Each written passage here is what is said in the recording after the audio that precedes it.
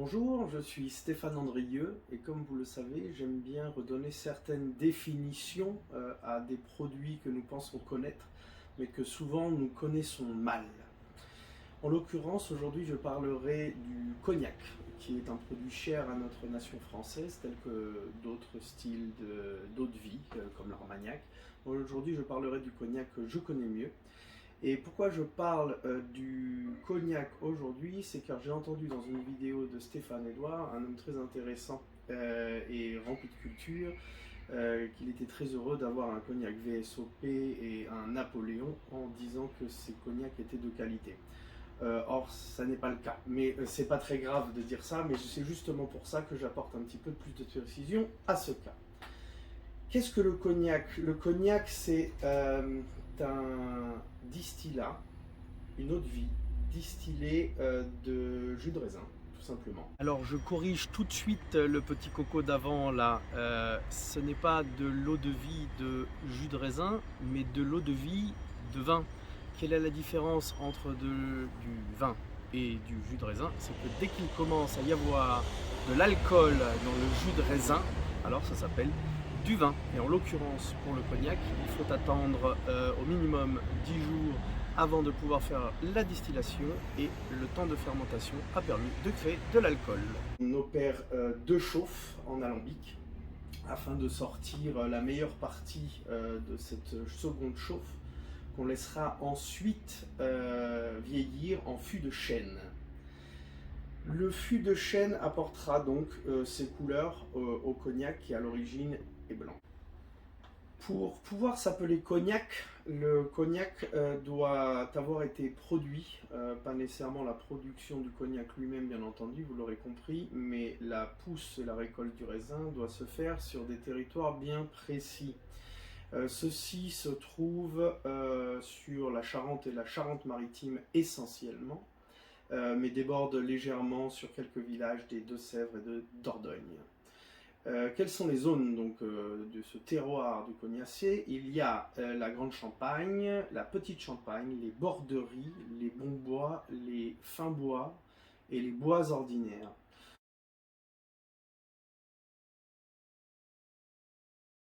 Nous n'avons parlé ici que des grandes et de petites champagnes, qui sont en général les meilleurs crus connus et ceux que l'on trouve le plus sur le marché. Ce qu'on appelle donc un cognac grande champagne, c'est un cognac qui aura son raisin qui aura été produit sur les territoires de grande champagne. Si l'on l'appelle un cognac de petite champagne, c'est que le raisin qui aura produit le distillat faisant le cognac de petite champagne aura été récolté sur un territoire de petite champagne. Et nous croisons souvent une appellation qui se nomme fine champagne. Cela est juste un assemblage entre un cognac de grande champagne et un cognac de petite champagne. Quelles sont à peu près les caractéristiques d'un petit champagne? Un petit champagne va être beaucoup plus... si l'on comparait à un vin, on dirait acide, mais ça n'est pas le cas. C'est plus des tons floraux. Ça veut dire qu'on a tendance à sentir de la fleur de lys, de la racine d'iris, alors que les tons de goût d'un cognac de grande champagne sera plus tourné vers des goûts de tabac ou des goûts de fruits rouges.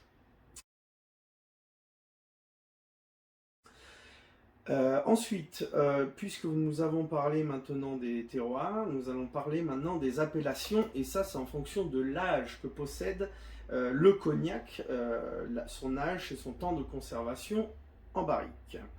Donc un VS, ce qui signifie en anglais very special, c'est un cognac qui a un peu plus de 2 ans d'âge, parce qu'on compte toujours le nombre d'années passées en barrique à partir du 1er avril suivant la récolte qui se situe normalement en automne de l'année précédente.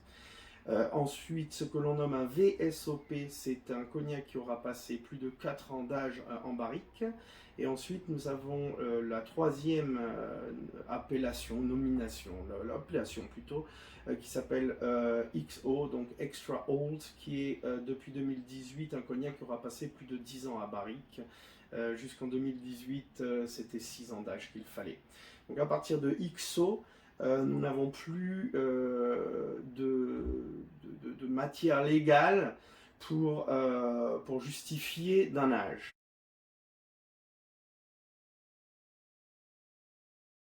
Mais vous allez voir qu'il y a des solutions qu'offre le BNIC, donc le Bureau National Interprofessionnel du Cognac, afin justement de garantir certaines mentions données par les producteurs ou les éleveurs. Donc nous avons parlé des âges. Et tout ce qui sera ensuite au-delà des âges du XO qui sont de 10 ans d'âge, ce sera ce que l'on nomme des hors d'âge. Il n'y a plus d'âge. Ensuite, qu'est-ce qu'il y a dans les cognacs? Il y a différentes façons de présenter un cognac. On peut faire des assemblages, ça veut dire qu'on va mélanger différents cognacs selon leur saveur. Bien entendu, quand on parle de 400 cognacs, ça c'est des exagérations qui n'ont aucune valeur apportée dans le produit final. C'est simplement que les grandes maisons de cognac, qui sont celles qui sont le plus représentées sur les marchés, et c'est ce que l'on note notamment soit en France dans les supermarchés, soit lorsqu'on voyage à l'étranger, dans les différents restaurants, bars, même de haut niveau, on ne va trouver que les marques les plus fameuses qui sont Hennessy, Camus, Rémy Martin et Courvoisier. Et donc quand on demandera à quelqu'un ah, tu as bu un cognac, quel cognac as-tu bu? On nous répondra j'ai bu un Rémy Martin. Mais ça ne veut rien dire. Un Rémy Martin, ça peut être un Rémy Martin de 2 ans d'âge, comme ça peut être un Rémy Martin de 100 ans d'âge qui ne provient que d'une seule barrique. Donc c'est pour ça qu'un peu je souhaitais apporter ces précisions. Donc les assemblages, en général, ça va être 2-3 cognacs qu'on va assembler, car l'éleveur, le maître de chai, va savoir comment assembler ces cognacs afin de lui donner un certain distinguo. Ensuite, il peut y avoir des cognacs qui sont directement de même terroir, par exemple, ça peut être différents grands champagne, donc ce sera un grand champagne. Ensuite, nous avons parlé auparavant du fine champagne, qui est l'assemblage d'un grand champagne et d'un petit champagne. Et ensuite, il y a ce que l'on nomme les bruts de fût, c'est-à-dire que c'est un cognac qui a été mis en bouteille tel qu'il est sorti de la barrique, après avoir été filtré, bien entendu. Et ensuite, il y a ce que l'on nomme les millésimes. Les millésimes, c'est ici que le Bureau National Interprofessionnel du Cognac intervient. Donc, il est convoqué lors de la mise en fût, au premier jour du vieillissement de ce cognac. Il vient sceller les barriques. Et lorsque l'éleveur souhaite ouvrir sa barrique, il rappelle le Bureau National Interprofessionnel du Cognac, qui joue le rôle d'huissier afin de garantir l'âge qui sera ensuite écrit sur la bouteille. Qu'est-ce que l'âge d'un cognac? C'est l'âge qu'il avait en sortie de barrique le jour où il a été mis en bouteille de verre. Ce n'est pas nécessairement la bouteille de verre que nous allons acheter nous-mêmes, ça pourrait être ce qu'on nomme une Dame Jeanne, c'est une grande bouteille de verre, je ne sais pas combien de litres, peut-être 30 ou 50 litres, qui est recouverte d'osier.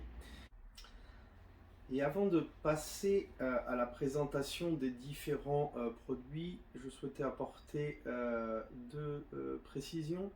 Quand nous parlons d'âge, en effet, il s'agit de l'âge qu'a passé le cognac dans sa barrique avant d'être mis en bouteille.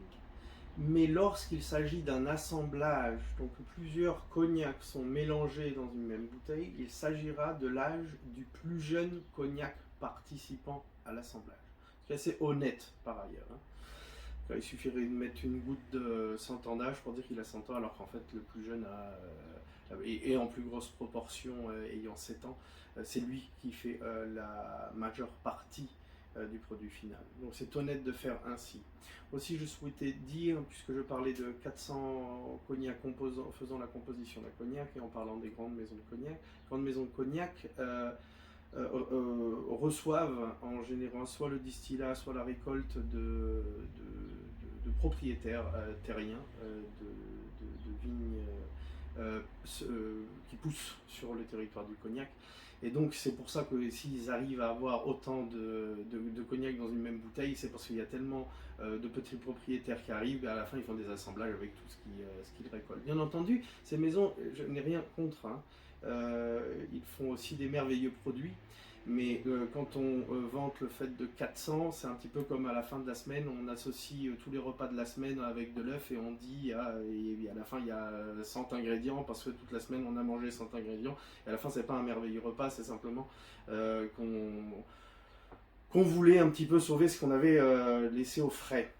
Donc maintenant nous allons passer à la présentation de ces différents produits qui va un petit peu expliquer l'origine de cette vidéo, des précisions que je souhaitais apporter. Alors je vais faire un petit focus sur les bouteilles.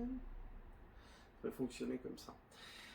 Donc le plus jeune des cognacs, nous n'importons ici en Suisse que les cognacs de la maison Normandin Mercier. J'ai connu assez jeune Édouard Normandin, qui est le 5e de génération de cette maison. C'est son arrière-arrière-grand-père qui avait fondé cette superbe maison. Donc il est l'un des légataires de cette famille.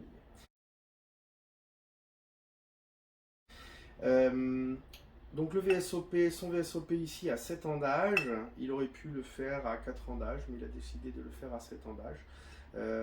C'est-à-dire que c'est un produit qui s'approche plus d'un XO que d'un VSOP à 4 ans d'âge, hein, c'est-à-dire entre les deux.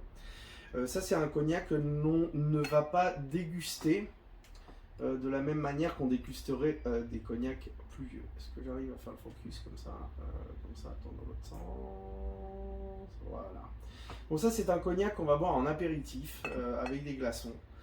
On va y ajouter du Schweppes, c'est comme ça que font les Charentais. On met des glaçons, on met du Schweppes. En gros, c'est 1 tiers de VSOP pour 2 tiers de tonique. On va choisir un des meilleurs toniques qu'on trouve. Hein, en bouteille de verre, on arrive à trouver ça de nos jours assez aisément. Pardon. Ou sinon, on l'utilisera pour flamber pour flamber des crevettes, par exemple, ou tout bon plat à la viande ou au poisson, afin de faire sortir les sucs à la fin. Bien entendu, il faut savoir faire flamber. Hein, on ne fait pas ça sous une hotte aspirante. Hein, on fait attention, sinon on met le feu à la maison ou à l'immeuble. Hein. Ensuite, on va arriver sur un cognac qui commence à être intéressant pour déguster tout seul. C'est un cognac de 15 ans d'âge. Donc il a déjà 5 années de plus qu'un XO. Et il pourrait se nommer XO, mais en l'occurrence, on l'appelle vieille fine champagne. Donc fine champagne, vous vous souvenez, hein, c'est un mélange de petite champagne, comme celui-ci est un petit champagne, avec un grand champagne. Donc ça, c'est un assemblage aussi. C'est un très bon cognac qui est très apprécié ici en Suisse parce qu'il est différent des cognacs qu'on trouve dans les restaurants habituels où on ne sert que du VSOP à des prix extraordinaires. Donc ça c'est un cognac qui va avoir des tons de prune, jaune, un peu d'amande. C'est un cognac assez frais à boire en fin de repas. Ensuite on passe à des produits très intéressants. Ça c'est le produit qui s'appelle l'Apérodière, qui est le domaine sur lequel ils élèvent tous ces merveilleux cognacs. Donc l'Apérodière a été à 25 ans d'âge. Il n'est pas certifié 25 ans d'âge, mais on peut faire confiance à la maison. C'est un brut de fût. Donc un brut de fût, ce que je vous le rappelle, c'est un cognac qui est passé tout son temps dans la barrique pendant 25 ans et on l'a filtré en sortie de barrique et on l'a mis directement dans cette merveilleuse bouteille qui a été faite pour l'occasion des 140 années de la maison Normandin Mercier. Il a été élevé, ce cognac, dans des bouteilles de chêne qui ont été pris sur le domaine de l'Apérodière et qui ont été séchés plus de 3 ans à l'extérieur, hein, en confrontation aux éléments afin de perdre les tanins et de minéraliser, dirais-je, le bois, tel qu'on fait pour faire des chalets ici dans les montagnes en Suisse ou même au Costa Rica pour faire les anciennes maisons. Ces bois devaient être minéralisés avant d'être utilisés. Voilà, un merveilleux cognac, ça, on va tomber dans des goûts beaucoup plus fruités rouges, cassis, tabac. C'est un cognac qui devient assez complexe, il a une très belle bouteille en verre avec un joli bouchon en verre que l'on pousse comme ça pour ouvrir. C'est un cognac très agréable à déguster. Ensuite, on va parler d'un cognac. Là, on commence à atteindre l'infini dans les goûts. Ça, c'est un petit champagne de 1976 qui a deux caractéristiques, outre cet âge-là, c'est qu'il est millésimé, c'est-à-dire que le Bureau national interprofessionnel du cognac est venu vérifier en 1976 la mise en barrique est scellée avec des seaux, les barriques, et ensuite est venu à chaque fois qu'il rouvre la barrique afin de le mettre en bouteille. Donc on commence déjà à trouver un cognac beaucoup plus ambré, sachant qu'il n'a pas été modifié en sortie de barrique, car c'est en plus de cela donc un brut de fût. Ça veut dire qu'on n'a pas ajouté d'eau, ni de sucre, pour ce qui se passe en général pour faire baisser les cognacs jusqu'à 40 degrés. Donc en l'occurrence, lui, c'est un cognac qui a sur cette bouteille qui est numérotée 41,4%. Là, on commence vraiment dans les tons infinis, comme je vous le disais. Là, c'est vraiment noyau de prune jaune, c'est les tons de racines d'iris, de fleurs de lys. C'est un cognac extraordinaire, aussi bien à l'odeur qu'en goût, avec une rentrée assez puissante, un développement dans le palais, dans la gorge qui est juste merveilleux, un produit merveilleux. Et puis ensuite, on a un cognac qui est... alors là, on parle de quelque chose qui est très rare à trouver. Donc ça, c'est un très vieil Grand Champagne. Bon, vous voyez la couleur, hein, il est presque... c'est pas noir là sur la caméra, mais c'est caramel bien foncé. Ça, c'est un cognac qui est en pré-phylloxéra. Vous vous souviendrez de cette maladie qui a atteint les vignes en Europe jusqu'au début du XXe siècle. Donc ça, c'est un cognac qui a, quand il a été mis en bouteille, plus de 100 ans d'âge, hein, dans les plus jeunes. On trouve même des cognacs qui doivent dater de 1880. Donc on parle de quelque chose d'extraordinaire. Ça, c'est un trésor de famille. Déguster cela, ça doit se faire religieusement, non seulement pour la merveille que l'on a dans le palais en le faisant, mais aussi par respect de toutes les successions de générations. Cette succession de générations qui a réussi, ou qui ont ces générations, réussi à apporter un produit extraordinaire sur nos tables. Il en reste encore un peu. Ensuite, nous avons parlé des cognacs, mais dans le domaine du cognac, on trouve aussi le Pinot des Charentes. Alors peut-être que vous ne le savez pas, mais le Pinot des Charentes est fait à partir de cognac. Donc comment fait-on le Pinot des Charentes, hein? On décide qu'on veut 17%, 18% de volume, ou de degrés, hein, d'alcool. Et donc on mélange du mou de vin avec un cognac qui n'a pas encore l'appellation cognac car il est trop jeune, il doit avoir 1 an d'âge. On fait son produit en croix, ça doit représenter 2 tiers de mou, 1 tiers de cognac. Et on met en barrique. Et ça fait des merveilleux produits. Donc là j'ai que le jaune, j'ai pas le rouge rosé, il l'appelle. C'est un merveilleux produit à déguster en apéritif froid sortant du frigo, hein. Jamais mettre un glaçon dedans, sinon ça lui donnera un goût d'eau. Éventuellement, si vous êtes en crise et que le Pinot, N-E-A-U, des Charentes, on parle des Charentes parce qu'il y a la Charente et la Charente-Maritime qui sont deux différentes Charentes, hein. C'est pas un département, les Charentes. Les Charentes, c'est le département de la Charente ou le département de la Charente-Maritime. Charente, c'est Angoulême, la préfecture, et Charente-Maritime, c'est La Rochelle. Et qu'est-ce que je disais? Je me suis perdu. Donc ce Pinot des Charentes, c'est délicieux, c'est doux. Je vais vous dire quelque chose, tout le monde aime. En plus, Édouard fait un merveilleux Pinot. Donc on a le rouge, on a le blanc. Ici, je ne présente que le blanc. Voilà. Donc ça n'est pas cuit, hein. C'est pas comme un Porto, c'est similaire au Porto, mais ça n'est pas cuit. C'est tout simplement mis en barrique. Et celui-ci, c'est pendant 5 ans. Donc 5 ans passés en barrique et on a un merveilleux produit.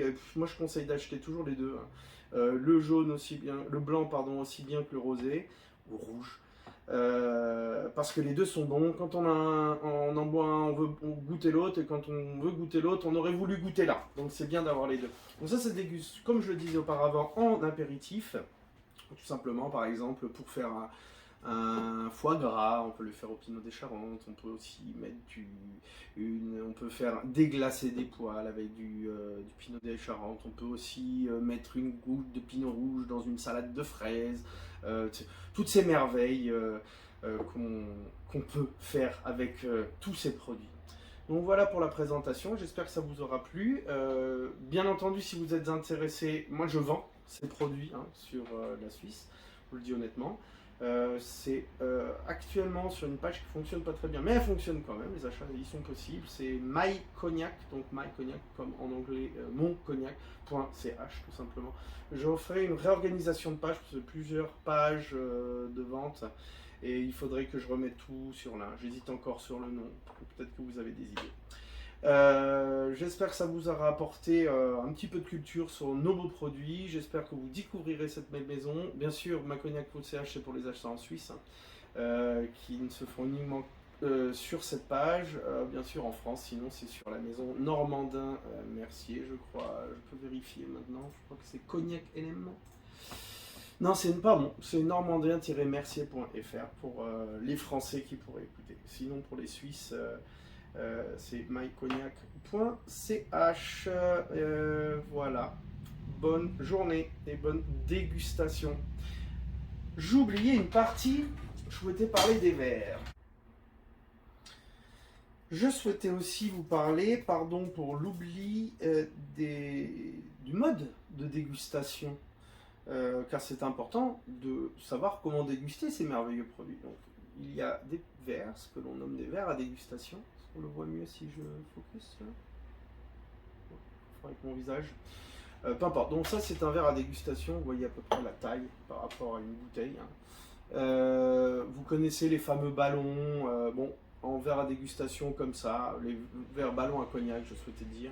Ces verres à dégustation sont aussi merveilleux pour la dégustation. Comment fait-on? Cette bouteille, est-ce qu'elle s'ouvre facilement? Oui, elle s'ouvre facilement. Oh lolo, ça commence déjà à sentir. Donc il y a ces petits, c'est pas un opercule, ces petites pastilles, pourrais-je dire, que l'on forme en tube, qu'on insère dans le goulot de la bouteille. Ça permet d'éviter de perdre des gouttes inutilement. Et ça permet aussi d'éviter de tâcher ces merveilleuses étiquettes. Bon, moi j'y trouve assez un intérêt de le servir de cette manière. On conserve, je vais mettre une petite dose car je ne souhaite pas trop boire aujourd'hui. Il est assez tôt encore. Et donc, que fait-on? La dégustation, vous trouverez des professionnels pour ça. Moi je vous l'explique rapidement. Si votre bouteille est à température ambiante, il n'y a pas besoin de le réchauffer pendant 1000 ans, comme on fait habituellement, le chauffant dans la paume de la main.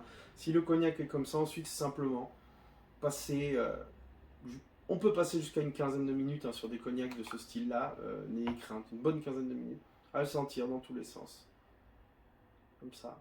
Edouard Normandin recommande aussi, je vous mettrai une vidéo très intéressante où il en parle, de même vider le verre et sentir le cul du verre. Voilà, donc après avoir passé une bonne quinzaine de minutes, parce qu'on oublie souvent hein, que l'aspect organoleptique, c'est pas simplement la bouche et le palais, hein, c'est aussi le nez. Donc on associe mieux les saveurs quand on a eu les arômes auparavant. Hein. Donc toujours prendre ce bon temps. Beaucoup de prunes, hein, c'est extraordinaire. Oh là là là là. Ça c'est plus Mirabelle, hein. Ça c'est Mirabelle, Reine Claude qui commence à mûrir là, sur boulolo. Et voilà. Et donc ensuite on met en bouche hein, le fège. Il est quand même un peu tôt pour aller quand même. Donc ensuite on prend le premier entrée en bouche et on se voit ensuite le développement après avoir avalé en gorge et comment ça se redéveloppe dans le palais. Ça c'est vrai pour tous les produits qu'on déguste. Pardon. Et on essaye de trouver ce à quoi ça ressemble selon notre culture en général. Hein, parce que si on vient d'Amérique latine, on va plutôt trouver dire qu'il y a de la goyave ou de l'ananas, alors que nous on va plus parler de Mirabelle ou de Reine Claude. Ça c'est culturel.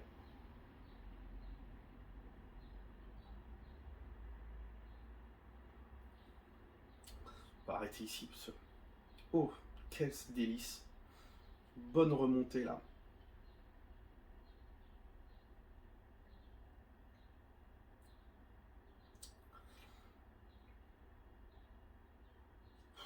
Une merveille. Une merveille. Sans trop d'alcool, c'est excellent, exceptionnel. Bonne journée et bonne dégustation encore.